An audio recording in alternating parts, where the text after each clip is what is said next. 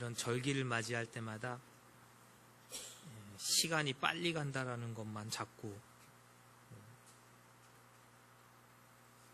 5번째예요. 제가 종료주일 설교를 한 게 지금 이제 5번째입니다. 2번은 나귀를 타고 입성하시던 예수님을 설교했고요. 2번은 세족식 이야기를 설교했습니다. 올해는 성찬식을 하면서 지금 성찬에 관한 이야기를 하고요. 또 내년에 하게 되면 내년에는 저거 하려고 생각해요. 성전의 정화. 예루살렘 입성하셔서 가장 먼저 한 것으로 복음서에서 꼽고 있는 예수님의 입성 후에 가장 중요하게 보여주고 계시는 성전 정화 사건. 이런 종료주의를 맞이하면서 우리가 같이 묵상할 말씀들이 상당히 많이 있습니다. 그 중에서도 최후의 만찬 이 이야기 마태, 마가, 누가복음에 모두 공이 등장하죠. 그러면 이제 선택입니다. 앞에 서 있는 목회자의 선택에 의해서 이제 어느 것을 볼 거냐 선택하겠죠. 그랬을 때 저는 누가복음을 꺼내 든 겁니다. 분명한 이유와 목적이 있습니다. 유의하여 좀 같이 볼 것은 20절이니까 이따가 그것은 보도록 하고요.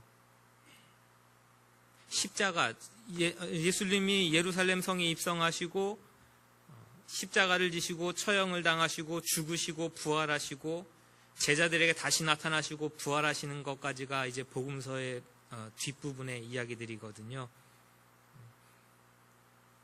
6월절 양을 잡는 무교절로부터 이런 성찬식의 이야기가 시작돼요. 이건 출애굽기하고 분명한 연관이죠. 하나님이 이스라엘 백성들을 구원해내신 출애굽을 기념하기 위해서 이 무교절을 지낸단 말이에요. 그리고 다시 무교절 날 예수님께서는 이 행사를, 이 성찬의 예식을 거행하십니다. 그럼 단순하게 요거만 따로 떼놓고 볼 수 없는 것이 모든 복음서에 그 앞에 뭐하고 연결되어 있냐면요.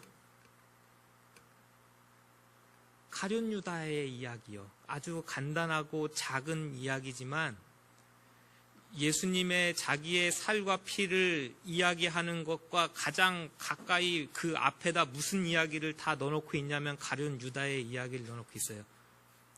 유다는 뭐 하고 싶을까요, 지금? 예수님을 팔고 싶어요.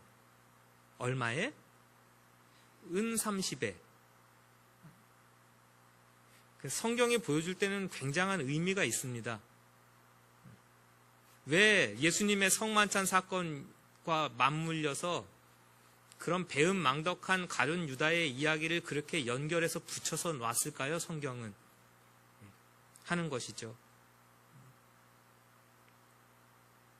그럼 가룟 유다만 되게 나쁜 녀석이고 굉장히 나쁜 친구고 예수님을 팔아가지고 그런가요? 예수님께서 제자들을 부르시고요. 예수님의 제자들이 예수님의 십자가까지 그들의 관심사, 최대 관심사가 뭐였게요?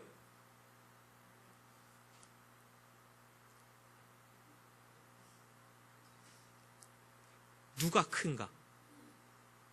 누가 큰가를 가지고 너네들 노중에서 막 서로 논쟁하고 싸우고 오던데 도대체 너네 뭐 가지고 그렇게 싸우고 논쟁했냐? 그랬더니 뭐예요? 주제는? 예수님이 왕이 되실 때 과연 그 왕권에서 누가 가장 큰가? 누가 우의정 될 거냐? 누가 좌의정 될 거냐? 누가 영의정이 될 거냐? 베드로는 야 내가 수제자인데 그래도 일단 한 자리는 비워놔. 그럼 옆에서 다른 친구들은요? 왜 자기만 그래? 우리도 다 손가락 안에 들어가는 사람들이니 경쟁은 해봐야 하는 것. 예수님이 왕이 되셨을 때 예수님께서 임명하실 것이니 그때까지는 누구도 모르지 하면서 서로 투닥투닥. 뭐에 대해서 모르는 거예요? 예수님이 어떤 왕으로 오셨는지 모르는 거고요. 예수님이 어떤 길을 가고 계시는지 몰라요. 그래서 겟세마네 동산에서 기도하실 때 제자들은 뭐 하고 있어요? 다 자고 있어요. 몰라요. 깜깜. 그럼 예수님의 제자들이 가야 되는 길도 몰라요. 모르기 때문에 예수님이 십자가 지실 때 다 어디로 간 거예요? 다 제 갈 길로 간 거예요. 그 중에 대표 주자 가룟 유다 보여주는 거죠, 지금. 대표 주자예요. 그 대표 주자가 관심이 제일 많았던 게 뭐예요? 이거는 너무 쉬운 정답이니까, 그렇죠? 내 기호에 맞는 예수, 내 취향에 맞는 그리스도, 메시아를 딱 상정해 놓고 그 예수님이 아니고 그 왕이 아니면은 우리는 얼마든지 그 뒤를 따라갈 필요도 없고 언제든지 버릴 수 있는 거예요. 심지어는 뭐 받고 팔 수도 있어요? 돈 받고 팔 수도 있죠. 우리가 읽고 오진 않았지만 사탄이 들어갔대요. 3절에 사탄이 들어갔다 나오는데 예수를 죽이려는 1절부터 6절까지 궁리합니다. 어떻게 서로 간에 어떻게 주고받을지 방법을 강구해요. 그리고 그 안에서 가장 중심적으로 잡고 있는 것은 돈의 거래입니다. 예수를 팔려는 궁리와 의도가 체결되는 결론이 물질로 자리 잡아요. 사탄이 아주 사용하기 좋은 도구이죠.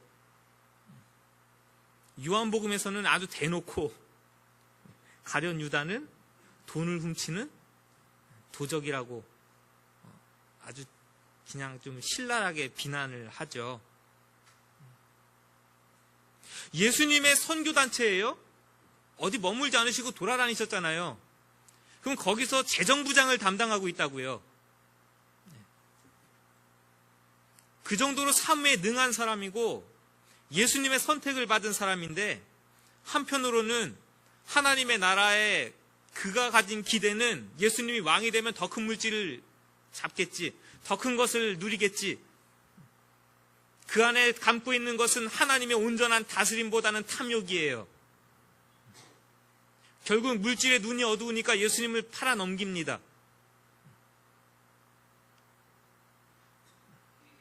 그 반대의 예수님의 길을 보십니까, 여러분? 우리 지금 누가복음 읽었으니까 누가복음에는 잘 안 나타나지만요. 마태복음에는 훨씬 더 구체적으로 드러나죠. 잡으러 오는데요, 자기를. 그리고 그 제일 앞에 자기의 사랑하는 제자가 있어요. 배신자죠, 근데. 그를 향해서 뭐라고 부르시는지 아세요? 친구. 친구요. 네가 온 목적대로 하라. 그랬더니 유다는 입맞추죠. 배신의 입맞춤. 그게 예수님의 가는 길을 온전히 알지 못할 때 갈 수 있는 예수님의 제자의 삐뚤어진 길이라는 것을 보여주십니다. 죄책감에 사로잡히죠. 회개치 않아요. 괴로우니까 가가지고 돈은 다시 거기다 던져놓고 나가가지고 자살해서 죽거든요.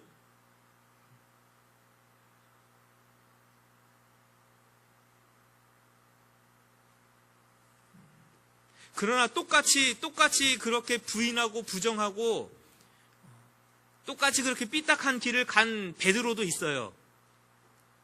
난 예수님 저 사람 몰라라고 3번이나 부인하면서 딴 길로 그 사람도 같이 갔다고요. 그러나 부활하신 예수님을 만났을 때는 오늘의 이 사건에 대해서, 이 의식에 대해서 다시 한번 새로워진 거예요.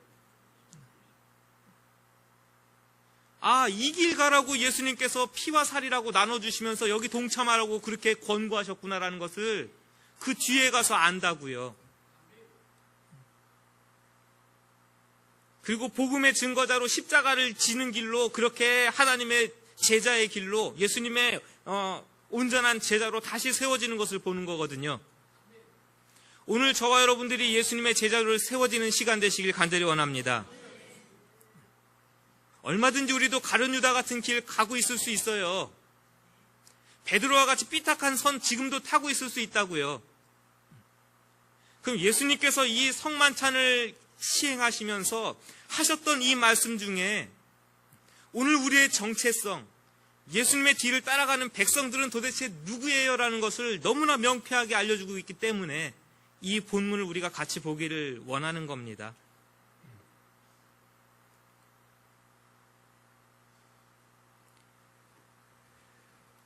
6월절을 먹기를 원한다. 그리고 이 6월절이 하나님의 나라에서 이루기까지는 내가 다시는 먹지 않겠다. 굉장히 단호하시죠. 단호한 결의를 가지고 지금 십자가의 길을 그렇게 들어서고 있는 겁니다. 출애굽 전야에 이스라엘 백성들이 한 게 뭘까요? 우리 너무나 쉬우니까. 양을 잡아서 피가 필요했고요. 그래서 바깥에 바르죠. 안에서는요, 무교병을 먹고 쓴나물을 먹고 그 잡은 양을 구워서 먹으면서 이거 띄고 신발 신고 자침 챙겨놓고 갑시다 그러면은 우르르 나갈 준비하고 있는 겁니다. 어린 양의 살과 피, 민족의 해방, 이게 6월절이 갖는 의미예요. 그런데 20절에 중요하다 그랬잖아요. 오늘 성찬식 해야 되니까 우리 얼른 보고 성찬식 하시자고요. 우리 20절을 읽어보겠습니다. 시작. 저녁 먹은 후에 잔도 그와 같이 하여 이르시되 이 잔은 내 피로 세우는 새 언약이니 곧 너희를 위하여. 이 새 언약은 어디서 왔을까요?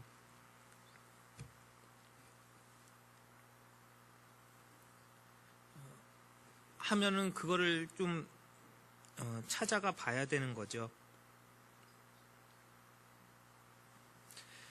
제가 읽어드릴게요. 예레미야 31장을 읽어보겠습니다.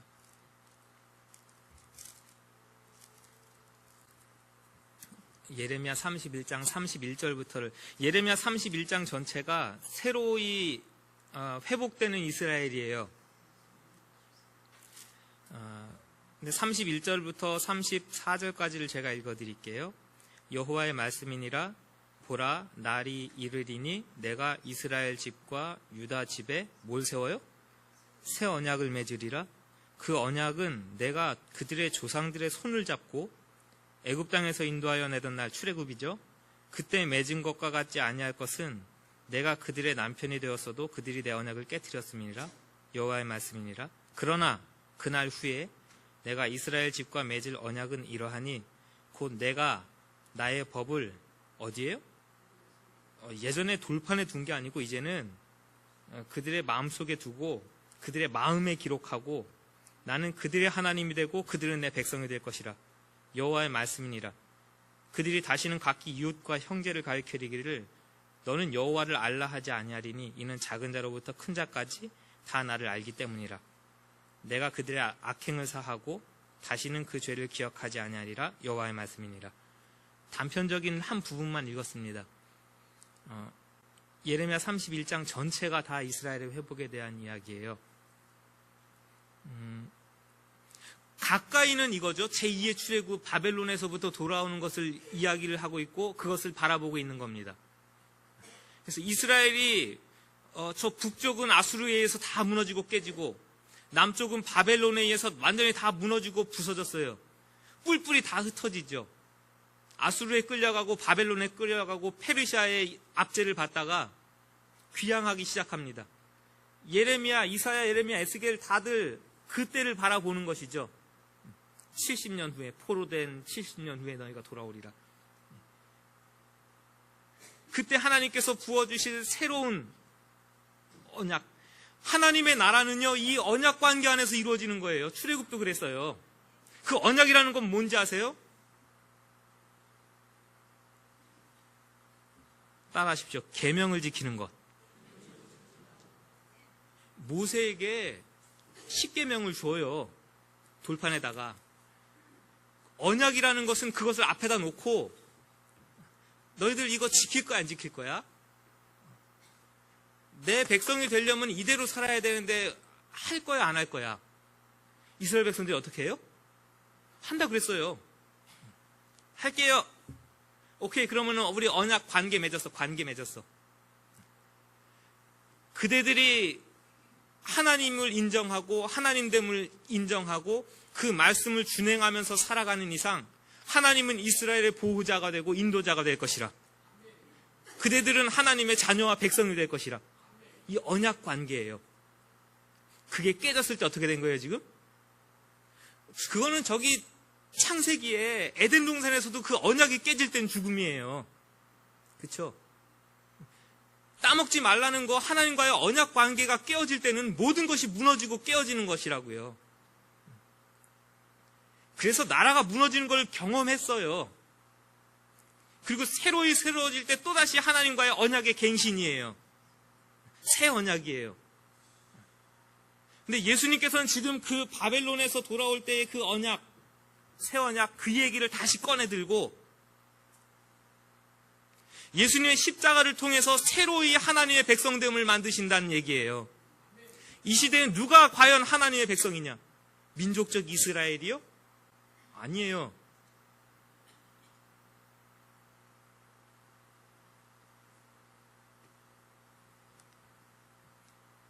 따라하십시오. 예수님을 닮아 있는 그 사람이 하나님의 백성입니다.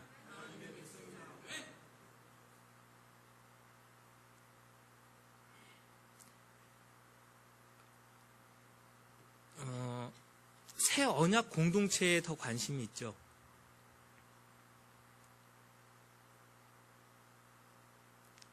개인적인 죄사함에 새벽에도 그 얘기했어요. 우리는 예수님의 피로 죄사함 받았고 예수님의 살의 찢으심으로 우리는 치유함을 얻고 나음을 얻고 생명의 살이신 떡이신 예수님 그 살을 기념하고 그래서 죄사함과 생명 그런 것에 굉장히 포커스를 맞추고 집중한다고요. 그럴 것 같은 마태복음을 봤어요. 마태복음은 명쾌합니다. 죄사함을 얻게 하는 피다 라고 명쾌하게 죄사함에 대한 피를 이야기를 하죠. 마가복음은요, 제가 다 찾아봤어요. 여러분은 안 찾아보셔도 언약의 피예요. 누가복음은 조금 더 새 언약이죠. 내 피로 세우는 새 언약. 단순히 우리가 예수님의 십자가에 의해서 죄사함을 받았고 우리가 나음을 받았고 할렐루야 아멘 거기에 멈춰서 가지고 거기서 기뻐하고 할렐루야 아멘하고 예수님이 십자가 지시는 건 더 그 뒤를 바라보는 거예요. 새로이 세워지는 하나님의 언약 백성들을 기대하고 계신다고요. 그 언약 백성들, 구원받은 백성들을 그들에게 기대되는 것이 있는 거라고요.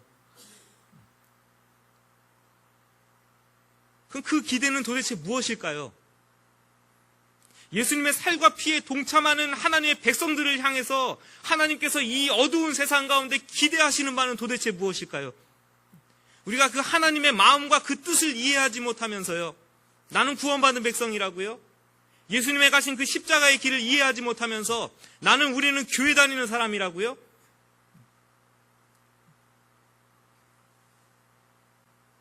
한 가지만 같이 보았으면 좋겠어요.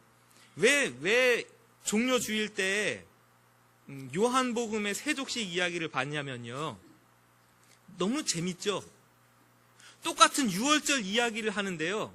마태, 마가, 누가복음은 다 성만찬 이 이야기를 하고 있어요. 근데 요한만 특별하게 재밌게도요, 그 식사하는 장면 자리에서 뭐 하셔요, 예수님이?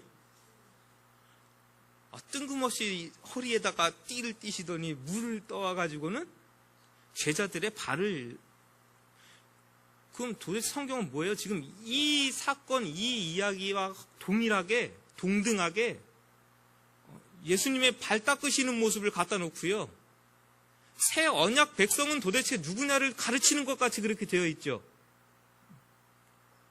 이런 게 너무나 재밌게 다가오는 거예요, 성경을 이렇게 읽으면서. 그러면서 요한복음 더 뒤에 가면 새 계명이라고 얘기하죠. 아하, 우리는 계명을 지키는 하나님의 백성들인데 예수님께서 새 계명을 너희에게 주노니 하면서 뭐라고 말씀하세요?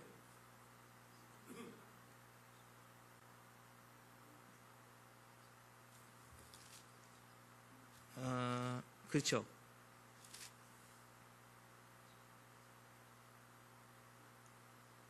아유, 빨리 찾아보세요. 왜 나는 못 찾겠지? 13장에 세족식을 하시죠. 34절이에요. 13장 34절에 있어요. 그렇죠?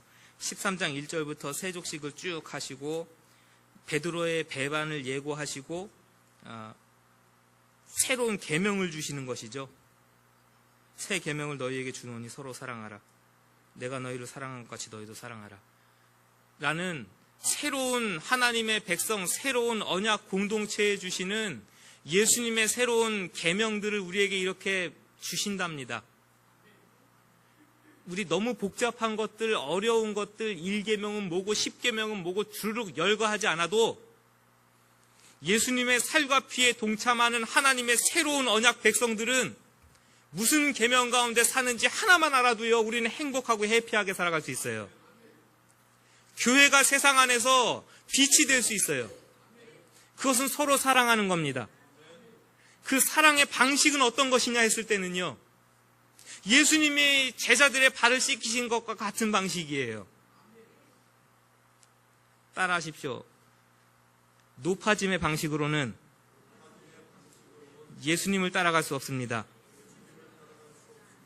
그건 가정에서도 마찬가지고 교회에서도 마찬가지일 것이에요. 대통령에 나오겠다고 하시는 분들이 다 뭐 하는 거예요, 지금? 이제는 예전 같은 권위주의로 이게 아니라는 것을 아는 거예요. 표를 얻기 위한 하나의 방편 되겠지만 시장에 가가지고 상인들 앞에서도 굽신굽신 해야 뽑혀요. 하나님을 혹여 모르는 자들도 높아지는 방법과 비결을 아는데요, 예수님의 뒤를 따라간다면서요?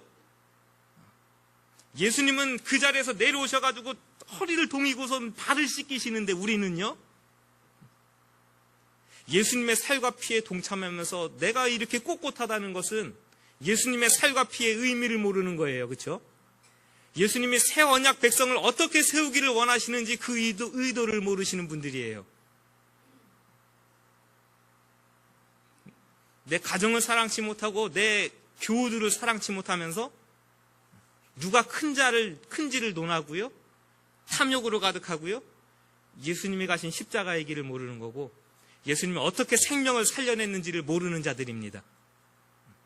여전히 가룟 유다와 같은, 배신하는 베드로와 같은 그 길을 얼마든지 갈 수 있다는 사실을 늘 기억하시기 바랍니다. 따라하십시오. 우리는 하면은 나는 쏙 빼놓고 얼마든지 하니까 우리는 다 같이 나는이에요. 시작. 나는. 다시요. 나는 예수님의 새로운 계명을 지키고 따라가는 하나님의 새로운 언약 백성이다.